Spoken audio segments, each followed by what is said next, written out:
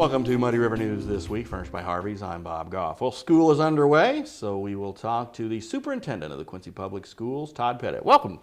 Thank you for having me. Appreciate it, Dr. Pettit. And so you are, you got the job in July, but now that we have students, I guess it feels real now. It feels real, and we've started the rhythm of the school year, which is pretty awesome. So we were all anticipating that. That's an educator, you know, as you go into summer, it's a different rhythm, but we all long for that start of school and schedules, and I know parents, are ready for that too by the first day. And perhaps, and I'm sure, the teachers, they're getting ready as well. Of course, my wife being a special ed teacher, we were talking about the thing, and we had this discussion just about why can't we go to school why can't it be Labor Day, Memorial Day like it used to be?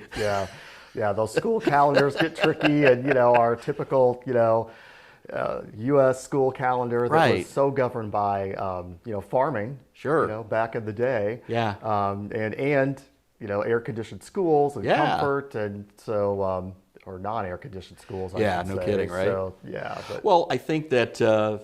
They also, as we were talking, I said, well, you really like those couple weeks around Christmas. Right. You really like that week at spring. So if you're going to have all that, you have to do that. And I mean, there are actually schools in our area. My old school district, Rawls County, R2 in Missouri, they're trying out the 4-day week this year. So there are a lot of things to look at and consider. But right now, it's just, hey, we're open and the kids are back. That's so right. That's right. That's the important thing. That's right. Get school started, and I think that's gone really well for us. I sent a message to staff today that they've been in for 13 days now and made it to day 13 in our first 3-day weekend, and I think students and staff are ready for that, and then we'll get back into it next Tuesday. How are the enrollment numbers this year? Enrollment numbers are good, fairly steady from previous years. On the average, we're about 64-45 today. Those numbers fluctuate on a daily basis at times.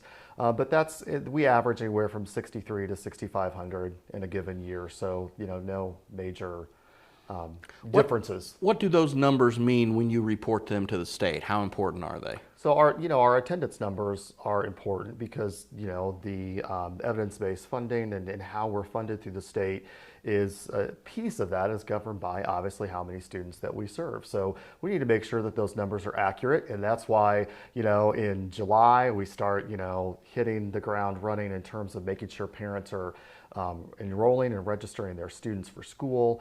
And parents did a great job this year of getting a majority of that done before we started school, because that also helps us plan as a district to serve our students and families, to ensure that we have teachers and class size and all those things. So when I went to the opening day assembly that you had this year, I talked to Scott Douglas. Of course, now he's head of transportation. I said, "Bus is all going to be on time, right?" He went, "No," and I said, "That's fine." And I know there's some adjustment, but that seems to always be a key issue with bus drivers and trying to find bus drivers and the new routes and everything. But I mean, I haven't heard. A lot of times you'll see and hear a lot of squawking about it. I haven't heard that this year. Knock wood. It started fairly smoothly. You always anticipate there's going to be the first 2-3 days of school that the drivers are getting used to their routes, and students are getting used to getting on the bus and time and all of those good things. And as our parents getting the kids out the door. We anticipated some challenges, and we take those and problem solve and move on. But yeah, this last week it's been fairly smooth for Mr. Douglas at Transportation, and he's doing a great job. And he's going to have a new house here pretty soon, with probably within a year, with the bus barn being moved out to the old K&L Arena. I know that process is also underway. It is, and looking forward to that. We're in the process now that the architects are speaking to all of the departments that we're looking at potentially moving out there: transportation, maintenance, possibly technology, and then getting their needs assessments, and then determining from that, of course, how you fit all of those pieces in with those wants and the price tag. It's always about the price tag and how much that's going to cost. But we're hoping that we'll be getting that off the ground in terms of solid plans this fall and moving forward into construction, and then having at least the transportation department in place for the next school year. And then, like you said, with all the other departments, can kind of move in as needed then, I guess. Yeah. But then they'll be moving from facilities, then you guys will have decisions to make with what to do with those facilities. Correct. So, Correct. So there's always something to do, right? exactly. You're never bored. Never bored. Well, you guys did have a little bit of a blip happen this week with the decision that you're going to go try to find a new insurance carrier for all of the employees within the district. I know this wasn't something that was planned, but apparently there's some issues with the current provider. Talk about that process and why this has to be done. Yeah, so our provider currently is the Egyptian Trust, and within the last, I would say, since about the 16th of August, we were notified that there was some issues with cash flow, and as the last 2 weeks have progressed in terms of being part of those board of managers meetings, it quickly became apparent that the trust has had challenges due to the rising cost in healthcare, the rising cost in pharmaceuticals. They also touched on the fact of usage. Post-pandemic, during pandemic, usage is higher. So all of those things come down the pike. Plus, as educators in summer, teachers have, that time available. That's, their vacation time. Right. Within their professional world, a lot of procedures are done and scheduled then. So you always anticipate that there's going to be, higher amounts of healthcare costs to the insurance provider during this time of year. And the trust was just struggling with cash flow, and the members may need to make additional payments to assist with that. So there's about 130, I believe, members districts in the trust. Several have left, just as our board decided last night to exit the trust.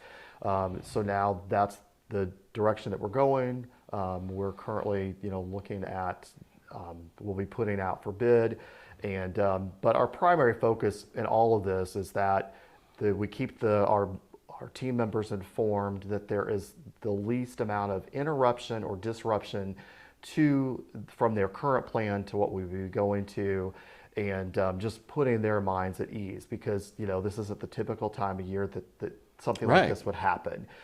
It's a very individual case at this point, but I think the board really feels, and so do I, that this is the best option for us moving forward, so that we can be cognizant of what our insurance costs are. And you've also, it's a pretty tight time frame to do this in 60 days. It's a very tight time frame, and we spoke with our current consultant last evening, and we're confident that we'll make that happen. Yeah, because right now you're probably you're asking for RFPs, and then those will come in, and then you'll sort through those and try to find the one that is the best fit. Exactly. And that's also I assume will entail a discussion with the union to talk about all that. So, well, and you just got the contract done, so now it's like, well, we got to talk about this now. Right. It's those announcements that a superintendent that you don't want to make, deer in the headlights, and that's all of us, because we all are in that insurance pool. Right. If we choose to be. So it impacts all of us. And this isn't something you wanted to do or chose to do. You got saddled with it. It's just baptism by fire. Well, here I go. Yeah, they couldn't make it all easy for you. That's right. I mean, why do I do that? Right. So, well, as again, talking with you had this board, you have the emergency board meeting to get that done, but and also you've got a new board president now. But really, it's not really new for you, because you've really been working hand in hand with Shelley since it was announced, since the process of you coming into the job, right? Correct. And Shelley Arns is a veteran board member.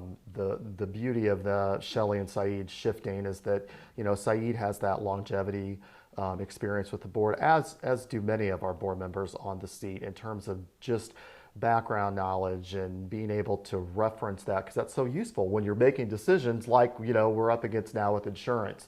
So I feel we have a really a strong board. I've developed relationships with all of them, and as you said, through the time when I was named the next superintendent, was really cognizant of making sure that I started developing those relationships early, because that's important. And I know in talking with both Saeed Ali and Shelley Yarnes, they had said the part of the kind of the handoff was, Saeed and Roy Webb, your predecessor, had sort of had the relationship, but now with you coming in new with Shelley Yarnes, it made it so it really did make it more seamless. But one of the things you may have to encounter, as every superintendent does, is new board members, because we have an election right around the corner. Exactly. So. But I mean, it's again, I think when you look at that and trying to find members of the community, the board has done a good job when people have had to step down and come in. You brought in people who have been active and engaged, and that's all you're going to want. Yeah, and those folks, I admire anyone who has the tenacity and the determination to run for any elected office.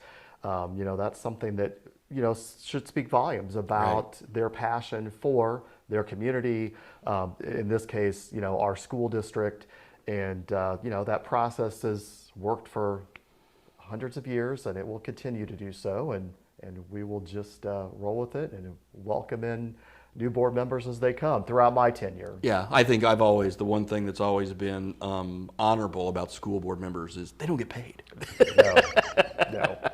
And it's I have many friends who've done it and talked to a lot of people who've done it, and it's county board and city council, those guys will get paid or whatever, but there are a few that it is truly for service, and it's truly for love of the kids and love of the school district. And as in times like this where we're addressing insurance issues and emergency meetings, and many times it's not much notice and a lot of time commitment, and again, my hat's off to them, because they're just individual family folks like the rest of us that they have lives, but they feel enough passion for our school district and our students and staff to be a part of that. Well, and I'll let you go because I know it's a busy day, a Friday. You're wearing your Friday, blue. wearing my Blue Devil Friday. Blue Devils that's right. At home, first home game. First home game. We're excited about that, and I'd be remiss if in my weekly message today I talked about the first home game, and then I tip my hat to the marching band, because that staff is new this year with Mr. Duffy, and they're excited